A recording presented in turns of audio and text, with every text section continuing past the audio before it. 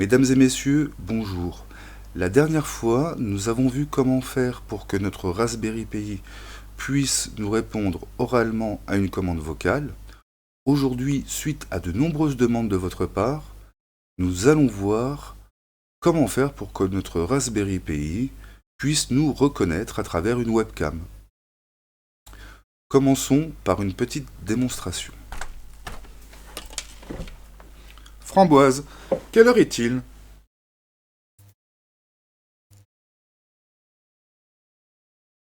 Bonjour femme, que puis-je faire pour toi? Quelle heure est-il? Il est 10h46. Vous voyez, mesdames et messieurs, j'oserais dire que le Raspberry Pi nous obéit à la voix et à l'œil. Essayons de voir, d'arrêter un petit peu notre machine. Donc, Framboise, arrête le système. Je suis navré, femme, je ne peux accéder à votre demande. Pourquoi? Car la mission serait compromise. Ah, je me demande si tu n'éprouves pas de réticence à l'égard de la mission. Je sais pas pour vous, mesdames et messieurs, mais moi, à chaque fois que je vois ce film, ça me met les poils. Vraiment incroyable. Alors, nous, dans notre projet, pas de souci, puisqu'il n'y aura pas d'intelligence artificielle, on reste sur quelque chose de très très simple. Donc, pour réaliser notre projet, nous allons avoir besoin de la librairie OpenCV. Et je vous avoue que pour installer OpenCV sur le Raspberry Pi, ce n'est pas une mince affaire. J'ai passé des heures et des heures à galérer, à recommencer plusieurs fois. Et du coup, je me suis dit que ce serait peut-être intéressant d'en faire une vidéo. Donc j'ai fait une vidéo sur l'installation de cette librairie sur un Raspberry Pi. Pour pouvoir continuer ce projet, vous avez besoin de l'installer. Donc si ce n'est pas encore fait, allez voir sur la vidéo que je vais vous mettre ici quelque part sur l'écran. Installez en suivant la procédure qui est montrée dans cette vidéo et on se retrouve juste après ici pour la suite de ce projet.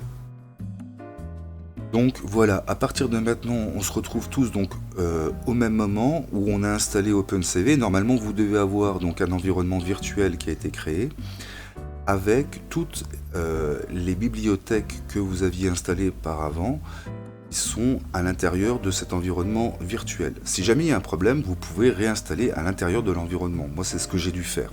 Et là, je me suis aperçu qu'il y en manquait quelques-unes.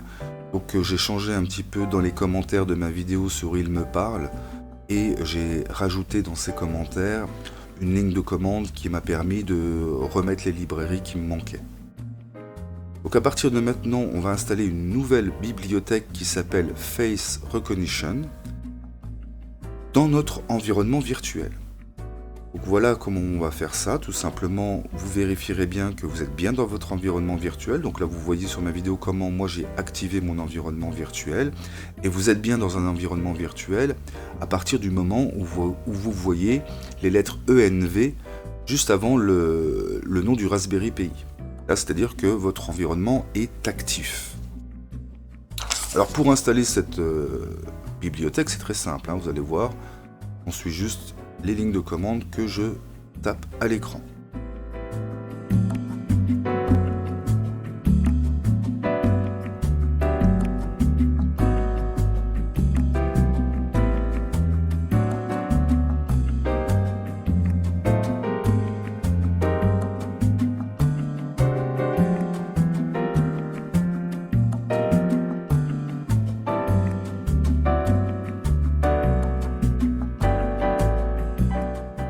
Donc pour tester Face Recognition, je me suis rendu sur le GitHub du projet et vous voyez il y a un répertoire exemple.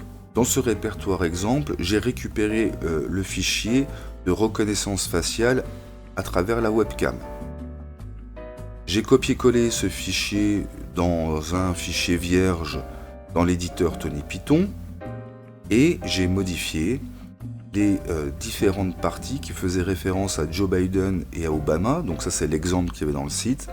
Et j'ai remplacé donc par ma propre personne et une amie à moi. Donc il faut aussi que vous ayez les fichiers images au bon endroit. Vous allez voir, un moment ou un autre, que je les replace au bon endroit, c'est-à-dire à côté de notre fichier Python.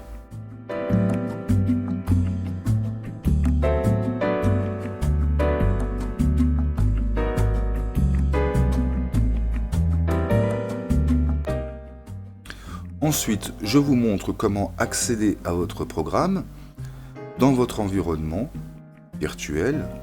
Normalement, vous venez d'obtenir donc un programme qui vous permet d'avoir la petite fenêtre avec votre webcam, et si jamais le visage est reconnu, vous avez un petit cadre autour comme dans ma présentation donc de cette vidéo. Voilà, à partir du moment où Face Recognition donc est installé, eh bien vous avez tous les éléments pour pouvoir adapter donc votre Raspberry à une reconnaissance faciale. Alors moi je vais vous montrer un petit peu comment je l'ai utilisé. Alors je l'ai utilisé dans un fichier que j'ai nommé Identification, je crois, avec une classe qui s'appelle donc Identifieur. Cette classe possède un paramètre self.faceNames qui stocke les noms des personnes reconnues. Pour son utilisation, je l'ai testé à la fin en créant une instance nommée IDE et son fonctionnement avec la fonction IDE.processing.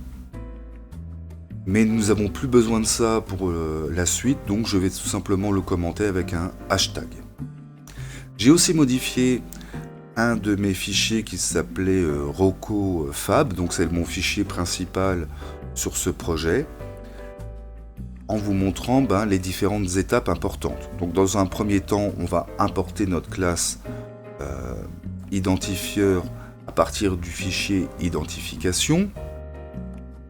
Puis on instancie donc la classe avec IDE égale identifieur. On lance le processus IDE.processing. Et avant la boucle while, on fait dire au Raspberry bonjour Fab, etc. qui va signifier qu'il nous a reconnu. Puisque tant qu'il ne nous a pas reconnu, alors j'ai décidé que ça fonctionnait comme ça, mais vous pouvez modifier ça. Tant qu'il ne nous a pas reconnu, eh bien, il va rester à l'étape IDE.processing. Le programme va tourner tant qu'il n'aura pas reconnu quelqu'un. À partir du moment où il aura reconnu quelqu'un, il va passer à la suite, et c'est là qu'il va donc prononcer bonjour Fabien.